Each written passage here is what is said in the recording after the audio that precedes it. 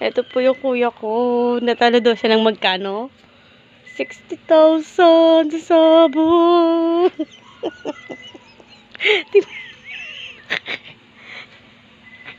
Sa sabong. Oh. Ay, tatawa ya. Lugoy. Walang pera. Nakatake pa sabong mo.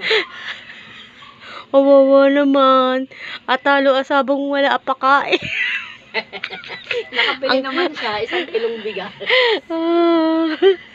Buli ay. Ganyan po talaga ang buhay. Pagtalo sa sabong malungkot. Pakita mo yung pampesto. Nanginginig-ginig ka. Gutom na yan. Hala, gutom ka na. Gutom.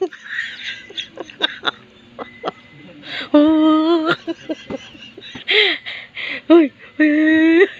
Gutom na. Nanginginig na eh. Lutang. Lutang ka, May kuya. pansit dito, dyan, no? Uy, kumain ka na ba? Ano niya?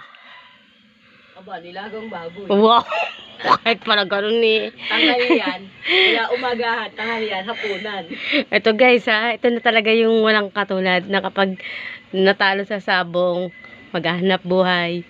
At yung pinanghanap buhay niya, isasapal lang sa sabong. At pag nanalo, sa sabong pa rin niya ipapatalo. Kilalang kilala po ito sa buong Laguna. Baka may nakakakilala Alias sa inyo. Engineer.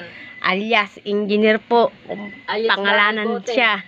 Alias Siya si Bakal Bote. Ang amo niya si Boss Angke. Ayun.